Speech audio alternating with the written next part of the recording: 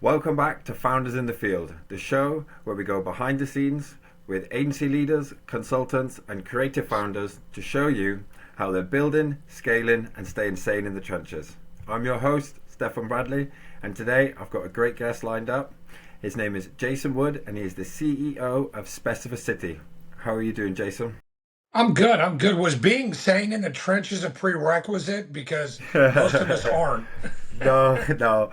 We just want to know how you're dealing with it. Really, that's the whole Yeah. thing of it. Because you're obviously successful. So, if you're good with you, then we'll dive right in.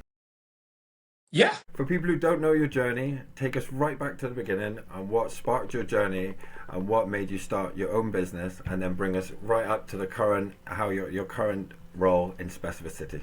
Sure. Yeah. So, man, for me, I was going to college. I thought I wanted to be an attorney. So I was getting a bachelor's degree in political science. And I'm one of the guys, this pretty common thing where I didn't find sales, sales found me. And it's just a natural born skill set. I didn't do anything to earn it. I didn't do, I mean, I've refined it over the years, but at the time when I'm 20, it just found me. And so after college, I went to work for a company selling car lifts to car collectors. Did that for about 8 years into my late 20s and got bored with it. I was killing it. Grew the company, all of that. And I said, I think I just want to start something. So I started a little consulting business, boomed it, sold it, and went into the agency space. My career track, being in sales and sales management, always put me in the marketing silo. So I worked primarily for small and mid-sized companies in my 20s. So that was never a hierarchy of a CMO and brand managers. It was more like, hey, Jay, what do we need to do to get more leads? Oh, well, let me lean in. Let's do Google PPC. Let's do, it's 2003, 2005. This is back then. And so I just leaned heavily into the digital side because I've always been a gadget and a tech geek. And so I went into the agency space, figured it out, and just it's what I love. Perfect. And when did you become the CEO of Specificity? Well, I've been either the CEO or owner, founder of several different agencies in the last 20 years. So what happened is I had an SMB agency that I closed down to take specificity, to build specificity and take it public. The ad tech landscape changed, and I can get into it if you want, but I don't need to. But all of the big tech platforms started dealing in fraud, just ugly data that's errant, and then bot traffic became a problem, and frankly it pissed me off. So I wanted Mm. to leverage technology, my proximity to emerging tech, to figure out a solution, and I built one. And then I took it to market, and I took the company public. And then, at Murphy's Law, 6 months later, the whole world changed again. And so we had to evolve and get that next solution in market because big tech is smart. They're brilliant and they're very good at what they're doing. And what they're doing right now is fraudulent. They're dealing in tons of bot traffic. They're dealing in tons of inaccurate data. And they're killing it. My industry, $750 million, or excuse me, $750 billion a year in paid ads, and half those ads are never seen by a human being, and it's insane. So that's what we do at Specificity is bring markets or solutions to market that solve those problems. Okay, that makes sense. Also, you was in college, didn't you? Wasn't you a sports major in college? Yeah, I was a diver, as a collegiate diver, like swimming and diving. Like, yeah. That's why I asked if being sane was a prerequisite. I've never been Yeah, sane. yeah. So diving was the first love, and then you Mhm. wanted to be an attorney, and then you found sales found you, sorry, as you said, and then that's Yeah. what sparked the journey going forward. Fantastic, Yeah, fantastic. yeah. I took as a full-ride scholarship athlete in college, we weren't allowed to like work, but we could work like 10 or 15 hours.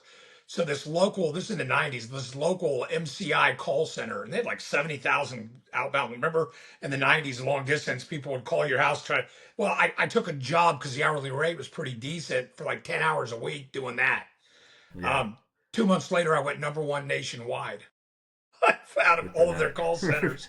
And I'm like, wow, Wow. okay, this sales thing's kind of tracking. Yeah, definitely. So I uncovered a secret skill set there, a hidden skill set there, definitely. Yeah, I think I was the only one surprised. Everybody in my life at that time was telling me, no, you're a sales guy, you're sales. Yeah, no, definitely. So you've built a category-defining agency in data-driven targeting. What does your role look like today inside Specificity? Well, as the CEO of a publicly traded company, your role really it changes day to day based on the business needs. A couple good examples I just shared with you about the tech iteration, right? So I obviously being the founder and the kind of I'm kind of our chief geek too, right? So I lean into the tech, and then we had to build AI, we had to train AI algos. I leaned into that. About a year ago, our PCAOB auditor, BF Borgers, was sanctioned for fraud and put out of business by the SEC. It affected 369 publicly traded companies that all had to go back and do years worth of audits. For us, it was our entire history. We'd only been public, a few years. So I spent the last 12 months in probably one of the worst grinds I've ever had to be in. And you love it. Yeah, you love it because it's a battle and you're fighting. And so we're the first micro cap of those 369 companies, 108 micro caps. We're the first ones to file back in compliance. Just did it like 2 weeks ago. So now I'm back to refocused on client acquisition. So that's how the role changes, right? I mean, your focus as a CEO, your leadership has to go where it's going to be most tenable, most usable, most profitable for the company. Yeah, yeah, definitely. So a hands-on role, you would say. Absolutely. Yeah. I mean, I'm raising capital with half my day and pitching enterprise level clients with the other half. Yeah. So you predicted the collapse of app tracking, and now that opt rates are down to 25%. What trends do you see most marketers still missing as they try to adapt? There's two trends marketers are missing already, and it's not necessarily their fault. It's kind of the iteration. Like we trained two entire generations to be good on at platforms, and the platforms are delivering all the fraud. The two trends I see is a return back to clarity of data, which you don't have on platforms, and retraining those marketers. And then what I call stupid AI. There's a lot of dumb AI out there in ad tech because AI has to be trained. You have Yeah, to teach it. And all of the ad tech solutions for AI are assessing behavior of mechanical mobile ad IDs, bot traffic. So it's misinforming AI all over the place. And if you can't get clean, addressable, organic mobile ad IDs, your AI is going to give you a whole bunch of answers that are wrong. That one of the biggest challenges we have when we sign a new client is going to them and going, look, we know you did this copious amount of testing on your AB and your ABC and your splits and all this for your creative, and you got a 3.86 CTR on this versus, but you were on Meta or you were rolling that through TikTok or DSP, and you got bot traffic because now that we're delivering it to humans, they're not in love with it. So, we did this creative and we did this creative, and this is what's tracking with actual human beings. And getting them over that hurdle because they're so trained in vanity metrics because bot traffic delivers that. It's like big tech knew that what marketers wanted was to be told they're smart. So they built this bot traffic funnel to give them awesome reach and awesome frequency and awesome CTRs. And it's all bullshit. 70% of your traffic is mechanical, but marketers are going, look at my CTR, look at my frequency, look at my, and it's like, no, your reach isn't that good if 56% of your ads aren't seen by a human. yeah, And then your yeah. remarketing campaigns funnels are full of traffic that clicked. Well, mechanical traffic clicks and crawls everything. So 100% of the bot traffic is in your remarketing funnels, and only a small percentage of your organic traffic's in there. So the volume of mechanical traffic down funnel grows. It doesn't decrease, it increases. And marketers just, I mean, well, AI says, okay. I mean, AI can be stupid if you give it bad data. You know what I mean? 100%. Yeah, definitely. AI is only as good as how you train it and what you give Absolutely. it, what you give it as well. If That's it's right. just if it's analyzing what you've just said, then bought traffic, then it's going to just analyze the bought traffic. It's not analyzing the organic, which is what's going to drive sales. Well, and here's the problem, right? So there's fundamentals in marketing and digital marketing specifically that no technology will change. And here's one of them. The most acute sequitur to conversion will always be a click. So you serve an ad or you deliver an email or whatever marketing channel you're using. The recipient has to take an action. It's a click. It's a right. So it's always going to be the click. So when you have this bulk of traffic that clicks and crawls everything, and this traffic that, operates like humans, but it's all mixed together, and it's on a platform like Meta, for example, that has a 24 to 1 bid to made ratio. You have no idea. You have no audience transparency. It is designed to set AI up for failure because AI will chase the key sequiturs, the acute sequiturs, and then you want it to. You want it to show you audiences that are more likely to convert, right? That's the point of AI. If you got platform data, activation platform or audience activation data full of bot traffic, ESP data full of bot traffic, you're teaching AI that yeah, the click is always a sequitur, and what AI will do is take you down bot traffic rabbit holes in terms of data, disparate sets of data. So what we saw is like 23 was a huge year for all these ad tech AI tools. 24 was the year of what we call moratorium. So many big companies put a moratorium on ad tech because marketers are just, oh, but my CTR is a 7. Listen, there are fundamentals and fundamentals, man. I mean, you on Conquest, you're not going to get 7, 10% CTR. It's not going to happen, not with people. No. Just the timing piece alone, the Yeah. psychology. Yeah, anyway. So that's to me, that's the thing is dumb AI and marketers, and especially tech marketers, were so monkey see, monkey do. Everybody emulates the brands that they idolize, like Nike. But Nike doesn't give a shit if a 7-year-old gets an impression, because to Nike, that kid's going to be a teenager who's going to buy a shoe. So there's no wasted impression for Nike, and they've got the money to wait that conversion funnel out for 6, 7, 8 years. Conversely, most people with money in market, they need ROI a hell of a lot sooner than at some point someday. So Yeah. we emulate the brands we love and think that that's how you market. No, that's how you market if you've got 50 million a year to just throw away or give it to the IRS. Hmm. That's the brands we emulate as marketers, and that's the technology we follow because they don't give a shit. There's no errant impression in Nike's world, or Under Armour, or Apple, or you know what I mean. So Yeah. it is what it is.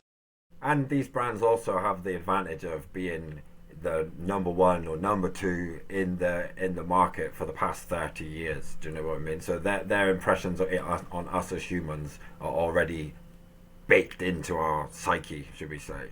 They're recognizable, but what we've seen in marketing, and again, we're hybrid, right? So we talk about the tech a lot, but we've got a dope agency side, content creation, video creation, like we do all of that, message crafting, message brand iteration, all that stuff. What you see is a precipitous drop in brand loyalty as you start at 65 years old and you tick down year by year. There's a direct corollary and a drop in brand loyalty. And so people just don't care about the brand like they used to. But what Nike has been able to do, and companies like Nike, is build these giant engines of money when brand is what mattered. And so they were successful there, and now it's money. They spend 50, $100 million. And I mean, does the new shoe company from 10 years ago, can they spend that? Absolutely not. So it's a hell of an uphill battle to compete, even if Nike doesn't make good shoes anymore, or even if, because they have so much money to inundate the market with frequency and timing. You get lucky when you could throw that much spaghetti up against the wall. You're going to hit more people that are just, I need shoes here in 3 days. Just that segment alone, you're going to be more successful because you're hitting them all, Mm, yeah. ubiquitously. So, and you're in the Super Bowl ads because you know what? It's either that or you can pay it in taxes. So take the write off and get the brand awareness, right? It's all of that. Yeah. And they can test so many different variables, and they don't matter if it doesn't work. That's no problem. They can spend millions on a shoe. It doesn't work, no problem. Pull it off the shelf. Whereas Absolutely. most companies don't have that luxury to be able to do that. No, you're 100% right. They get to throw darts because they have enough money to figure out what doesn't work. Yeah, yeah, definitely. So, what's working really well in your business right now, and where would you still feel slight friction? Friction is just resistance to new tech. That's always when you live on the side of tech we do, which is the newer tech. We vet tech so quickly. I mean, I've done that for 20 years.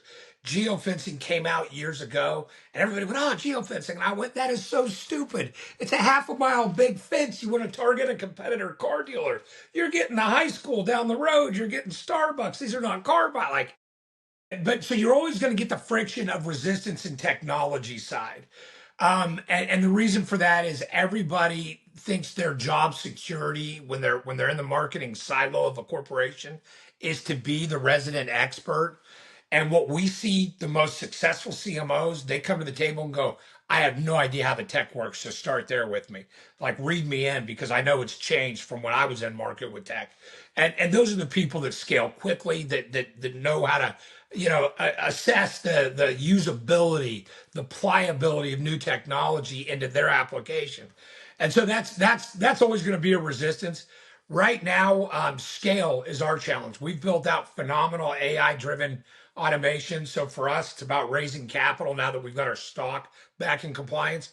We're going to raise 3 million bucks and we're going to put it all towards growth because through this last year, I self-funded the vast majority of our capital needs while myself and a couple investors funded it ourselves instead of going out and getting toxic loans and all of that shit that you tend to do when your back's against it. We got lucky, so we're coming out of it without a ton of debt and the ability to just take capital and go to market. And it's in tech. You've got a runway, so you don't want to slowly scale and introduce the market to new technology. You've got to shout it from the rooftops. You've got to say it everywhere all the time, and you've got to make them big market play with it, or your competitors will catch up by the time that starts to scale. So it's constant cat and mouse, constant game of chess.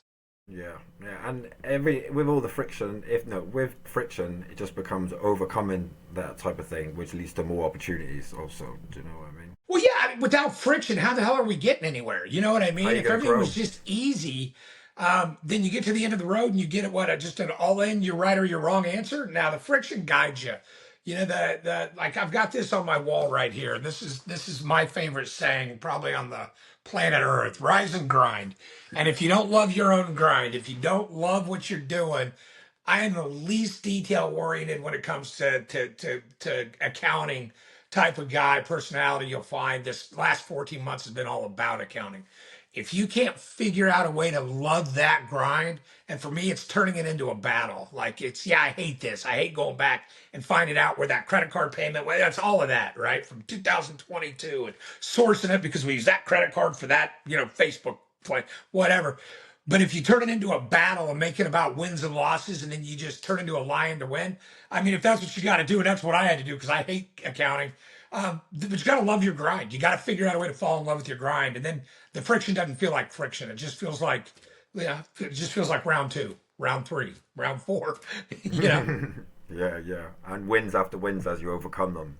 that's right. That's right. You just put a notch in the belt and keep going. So I just want to zoom in on your pipeline a second, even though you've just mentioned about AI and automation. So I can imagine some of these questions you're going to hit me back with. Yeah, we're already doing all of that.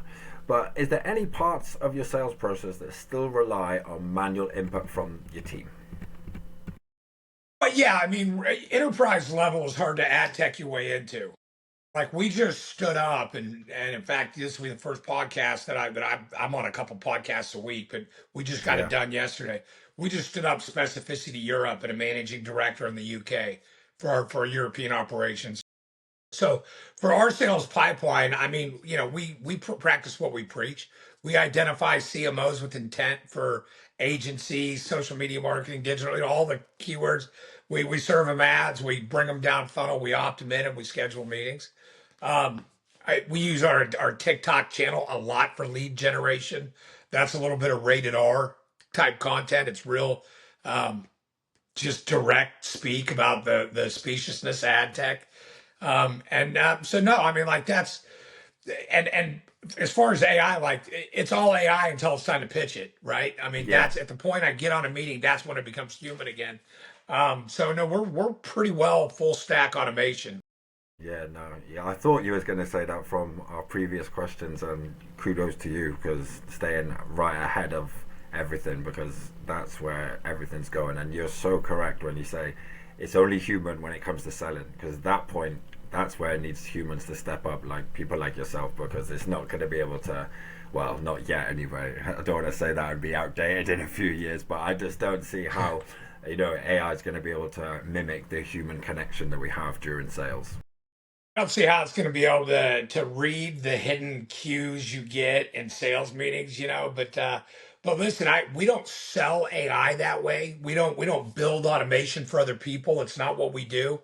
And I am a huge proponent to any business that's considering hiring a firm to do their own AI automation. I mean, most companies don't know how to do it. We're geeks, so we kind of figured it out, and we partnered along the way. We made some deals. But I'm a huge fan of the automation. You got to get workflow automation.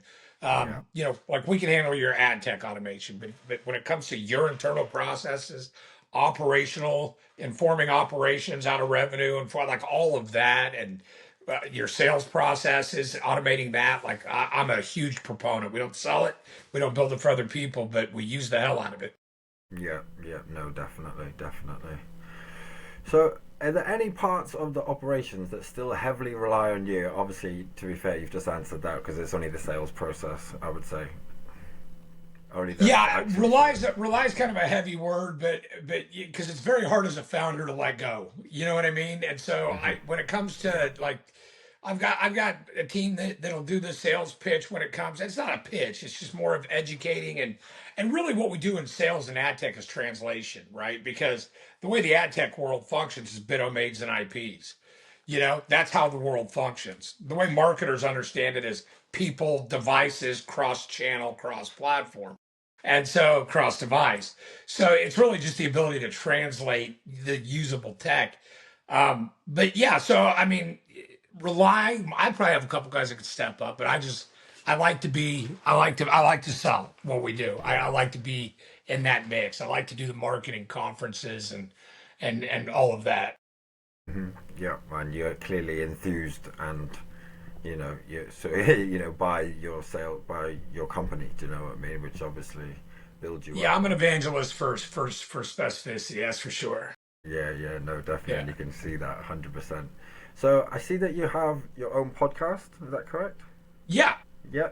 How do you find repurposing that content that you have, the long form content, and repurposing it into shorter form to be able to extract all the value that you can out of it? Well, I mean, we do that kind of content, right? And so we haven't had a new episode since I this Borgers fraud hit.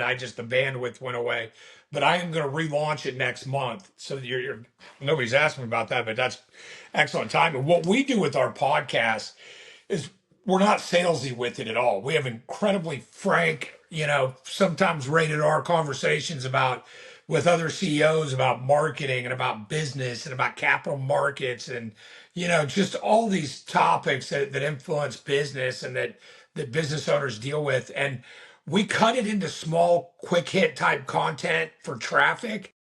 But really, man, we leave a long form what you would consider short is probably 15, 30, 60-second blocks.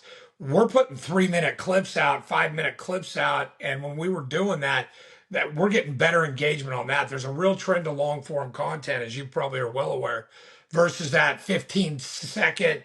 Yeah, that shit all started with TikTok and the thirst traps where, half naked 20-year-old girls for 7 seconds and get you to click Yeah, through, right? Like that was yeah, that's how the algorithm fooled everybody into thinking consumers were so dumb they only needed 10 seconds of information.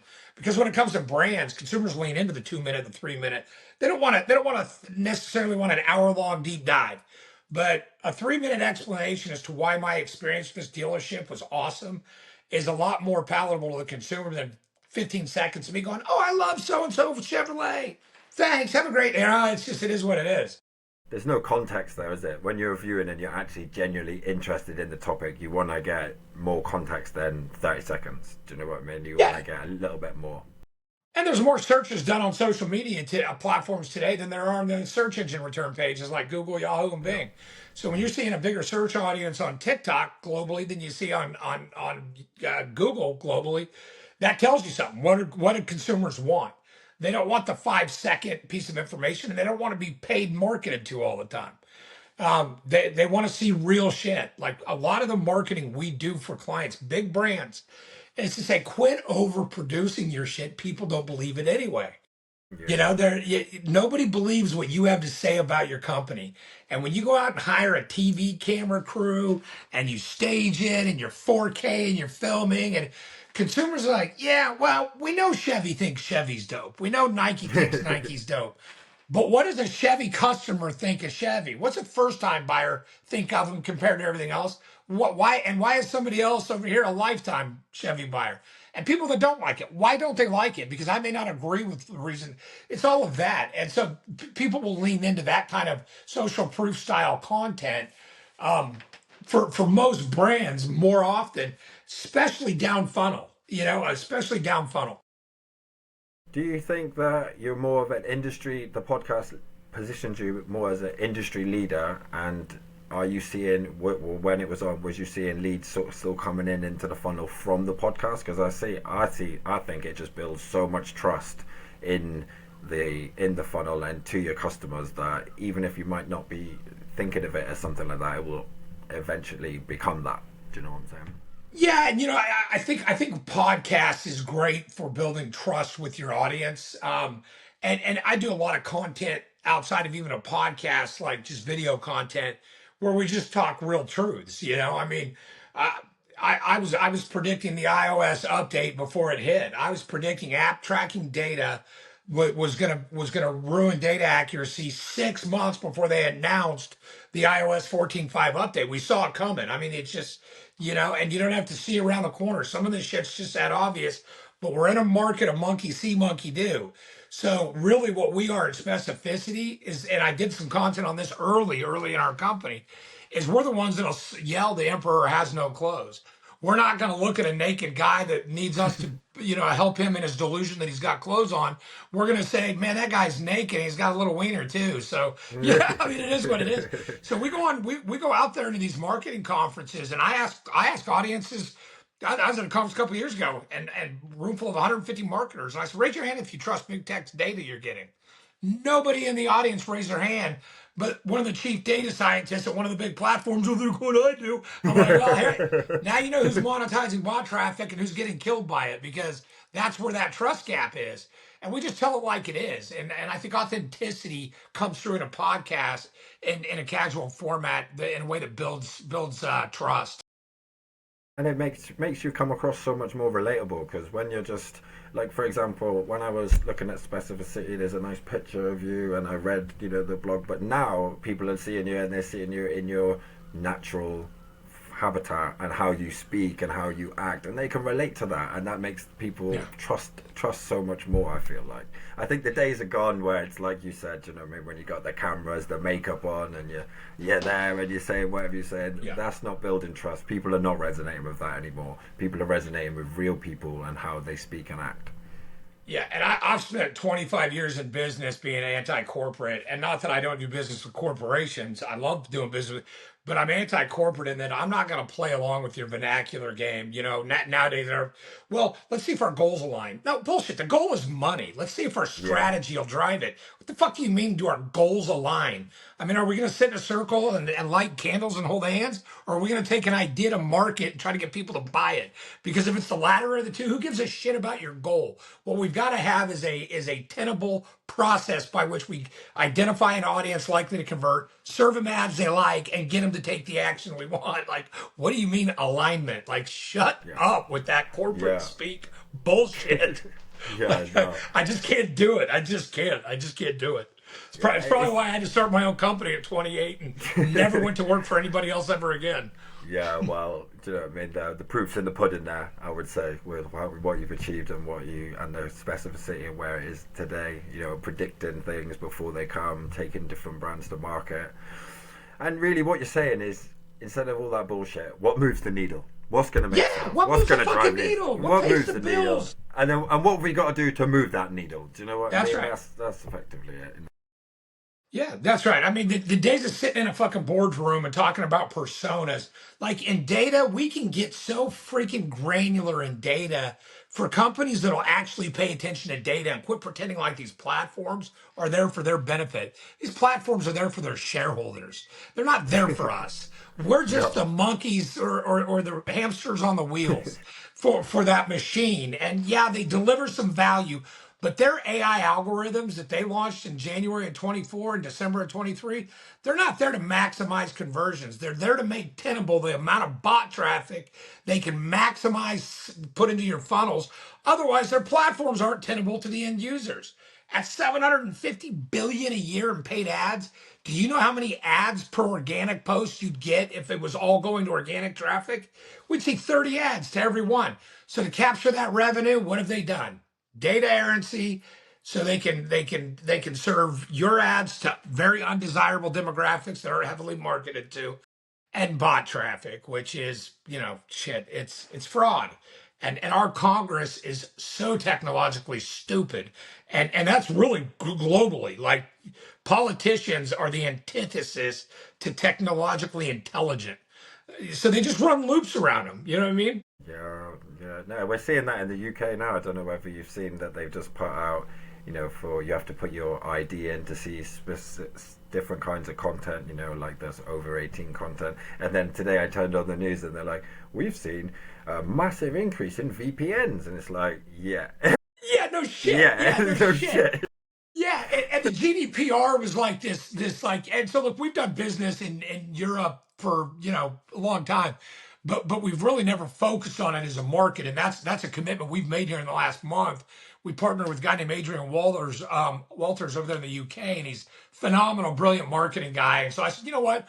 We were going to make our headway into Europe in another year. We're probably going to do it after we did a NASDAQ uplist. I'm like, no, let's go now. Let's go now, because our tech, it's a legal and ethical sourcing of data that subverts the GDPR, but gets you the market or targeted data.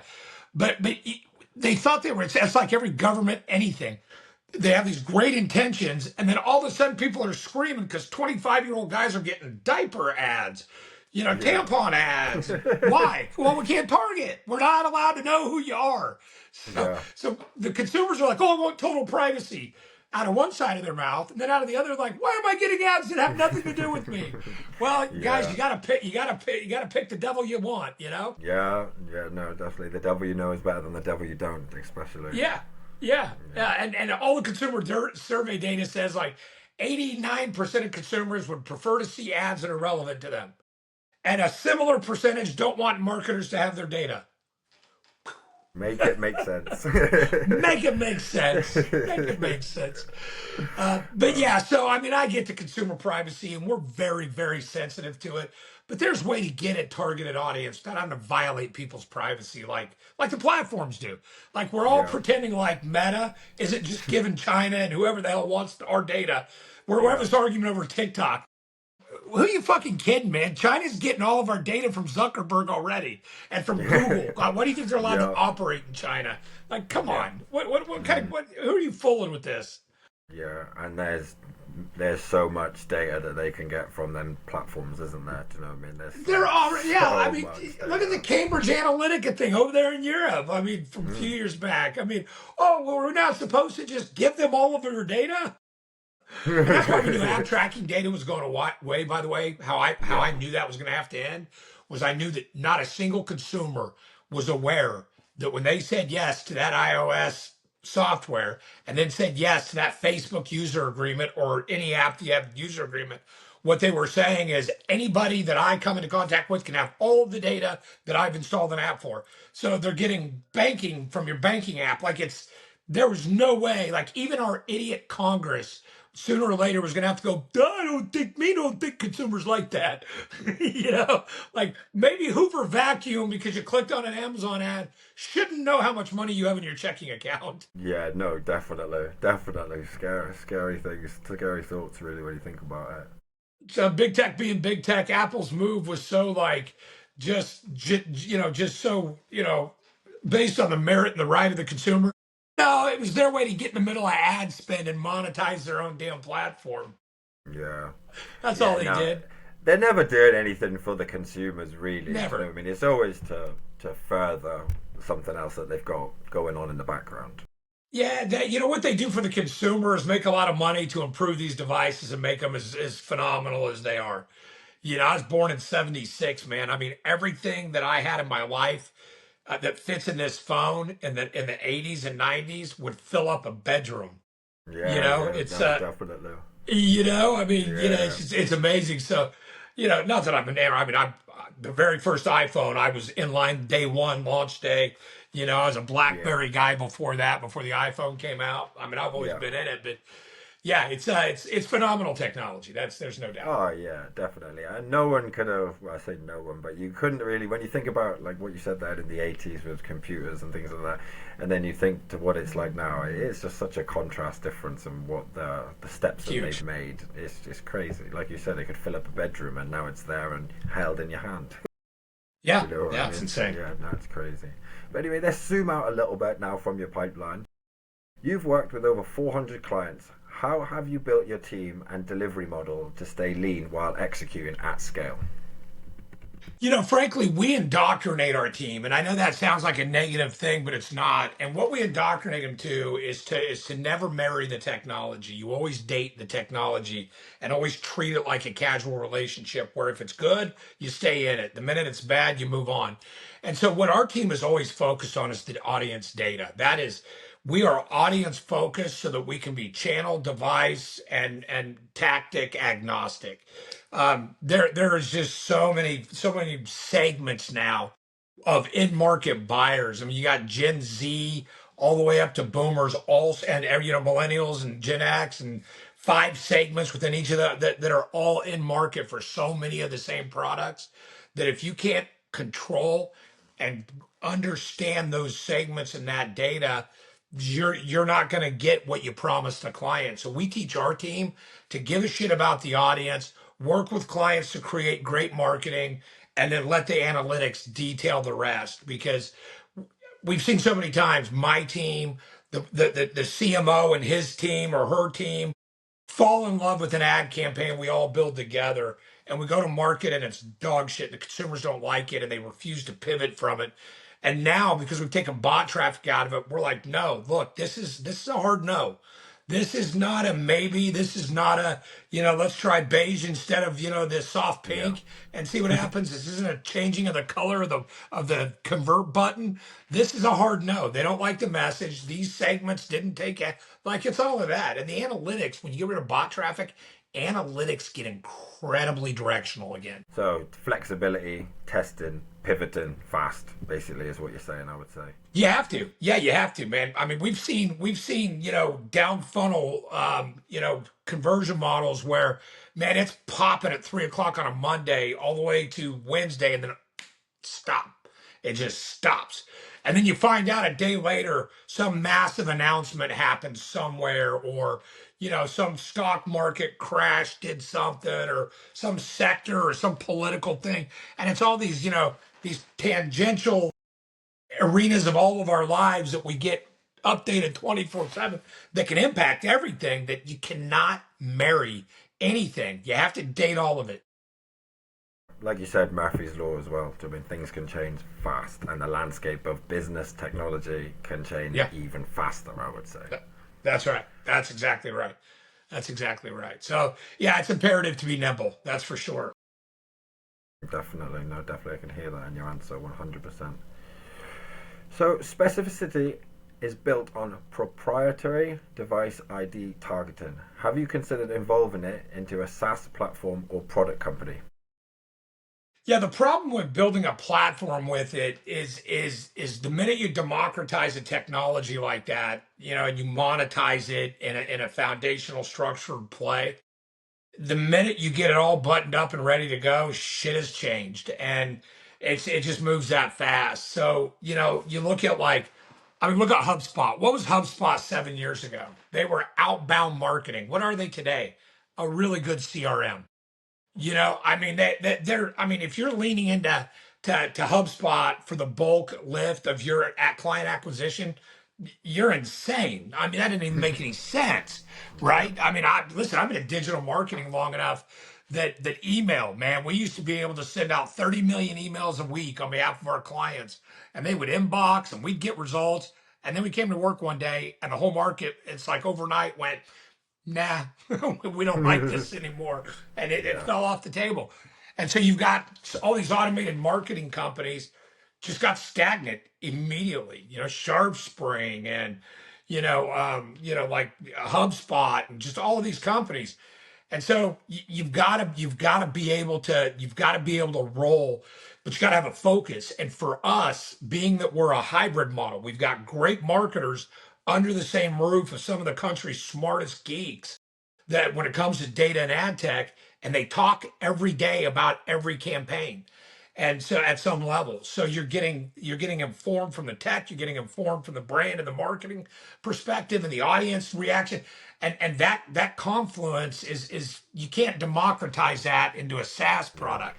Now, Yeah. to that end, yeah, we're a SaaS behind the scenes for Mm. execution, right? So you build Yeah. those workflow automations, and it's not what you see out here with Chat GBT. As you know, it's a hell of a lot more intricate. I Yeah. mean, our mind map is literally, this is front and back, 38 Mm. pages. So it's, almost 80 pages, just the mind map and how our shit works, right? Yeah. But to just turn access on and let SMBs come in and pull levers, it's just by the time you get a technology buttoned up well enough to do that, the technology changes. Changes. Yeah, and then there'll be I mean, new, new, already, new data. yeah, already you're talking about like 8 months ago, we figured out this new bot traffic, CITV traffic, and it's just a disguised bot traffic. And most of the market hasn't heard about it yet. And we suppressed it out of our funnels almost a year ago. Like we caught it like that. I mean, but that's because you have to have that focus. And for us, the focus is always the audience, understanding who they are, making damn sure it's real people, and we're not, and making sure it's clean, and then segmenting it, understanding the different groups of people in a larger subset we're dealing with, so we serve the right ad at the right time, and then understanding behavior, intent, being able to identify that intent. Yeah, psychology and staying ahead of the curve definitely comes to mind when you say that. Yeah. Yeah, there's behaviors people take before they start to buy. They start searching Hmm. shit and just reading research material on Yeah. certain products, like telehealth. These guys selling this GLP-1 are so focused on down funnel, and I get it because the money's there. But if you want to build a brand in that space and really kill it, the THC space is the same way. Everybody's so focused on the 72-hour conversion because the money's there. And I get it. And we can do that too. But if you want to build a brand, you have to back it up and get to people as they're coming into the market and get your brand lamented into their minds and driven into their psyche so that as they come into that brand band and those conversion funnels, you've got a leg up. And there are just certain industries where marketers are so focused on that CPA right here, right now.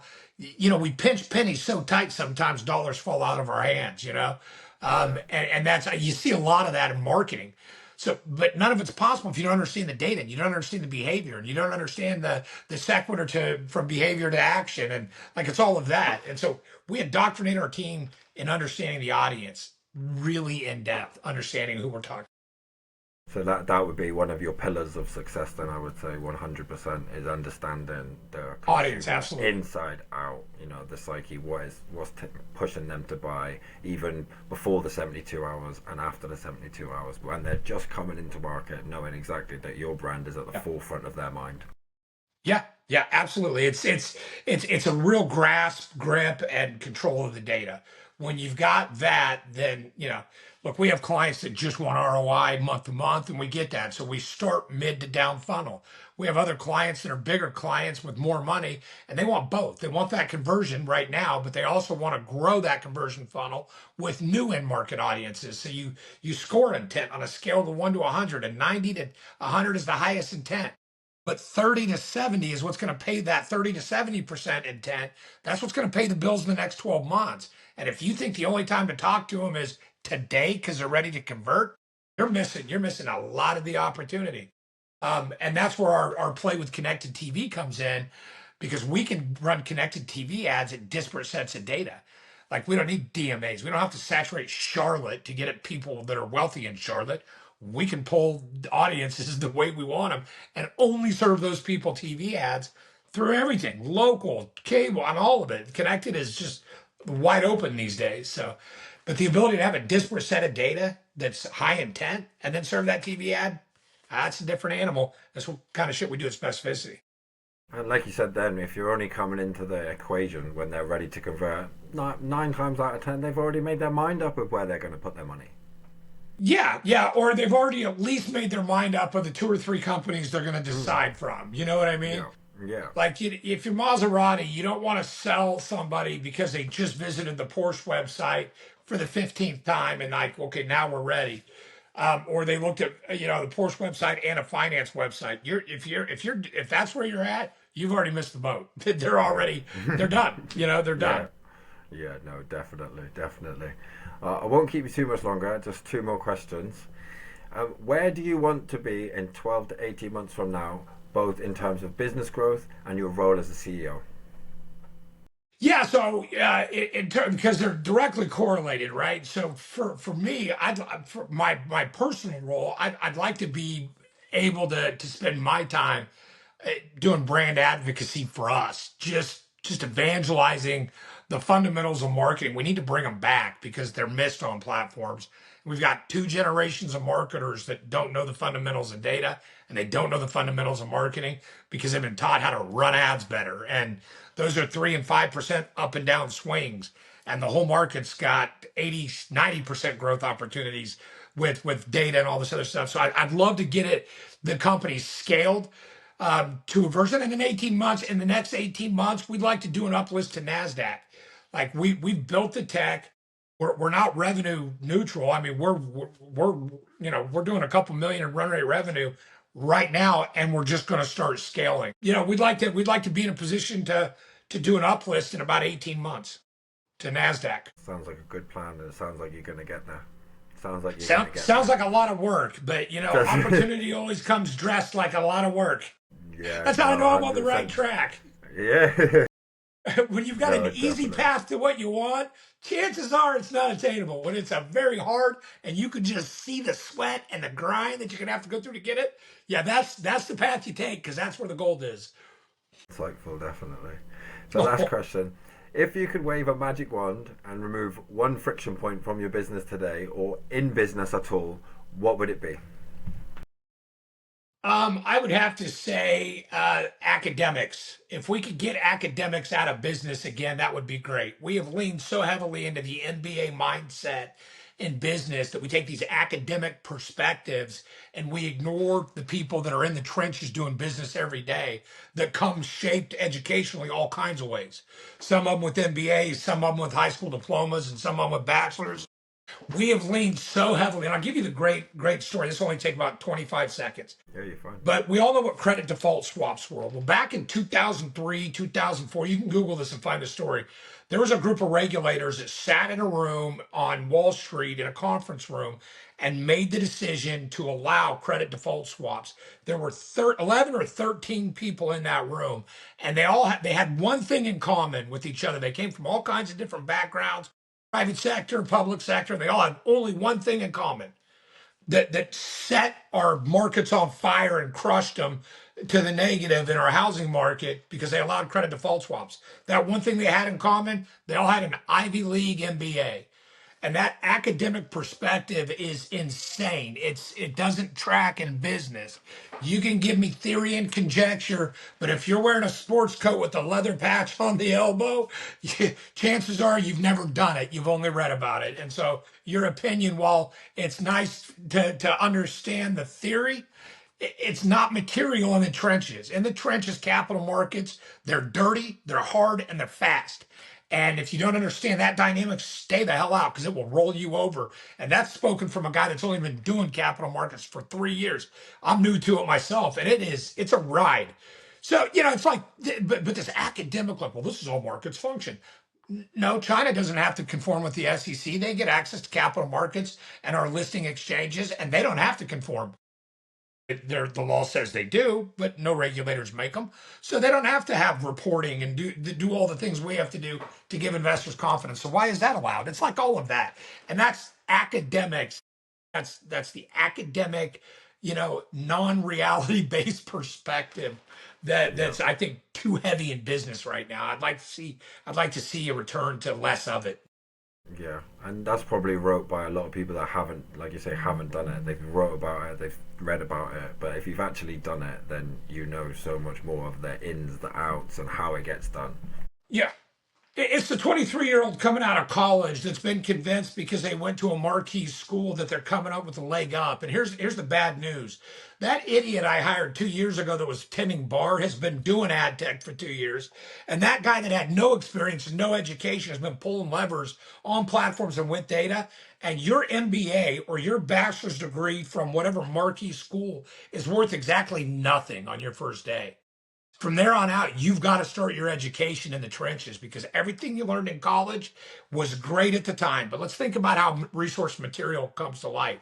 You get a curriculum from your professor, right?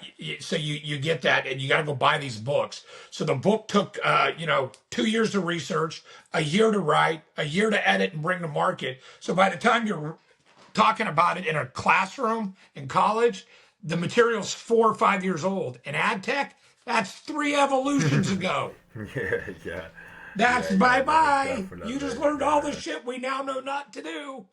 yeah, you know? And they're still teaching persona build outs in college for branding. What are we talking yeah, about? Persona? No, data tells us the what. Why are we talking about generic, broad-based personas? Anyway, I mm, digress. But yeah, so academics needs to get the hell out of business again. And we need to let people that have built businesses with their bare hands. I don't care if they have an MBA, and I don't care if they have a high school diploma. But we yeah, got to lean back into people that are the doers, not the writers, not the talkers, leading the yeah, yeah. markets again. Yeah, echoing Elon Musk saying that as well. He says that also, do you know what I mean? He says that, well, he actually says things like, people who have had more colourful paths doing different kinds of jobs will be more suited to being in the trenches, getting results, moving the needle, as opposed to people who've come out of college education. Do you know what I mean? We hire our account managers almost exclusively out of the hospitality industry. They're used to dealing with volatile situations, fast moving dynamics, whether the waiting tables, bartending, running a hotel front desk. They're dealing with upset customers. They're dealing with errors. You put that person into ad tech and show them how to pull these levers to deliver results, good results. That is the best account manager you will ever find. Is somebody that's had to deal with the asshole general public on a $50 purchase. Now here's people that are spending thousands and you're delivering a result to that. Yeah, Yeah. I mean, so yeah, to that point, yeah, you're right. It's all of that. Thank you so much for coming on, Jason. I really, really appreciate it. Could you just Yeah, my tell pleasure. our viewers and listeners where they can contact you, where they can find information about you? Yeah, so you can go to specificityinc.com and hear all about all the wonders of marketing, or you can go to the Angry CEO on TikTok and you can see me do rated R content where we tell the truth about technology, what works, what doesn't, and we show you how we prove it and all of that. And none of it's salesy. It's more like a bar scene where everybody's just saying the real thing on their mind. We Yeah, just have the yeah. data from the experience and we bring it into market and we call fraud fraud. Brilliant.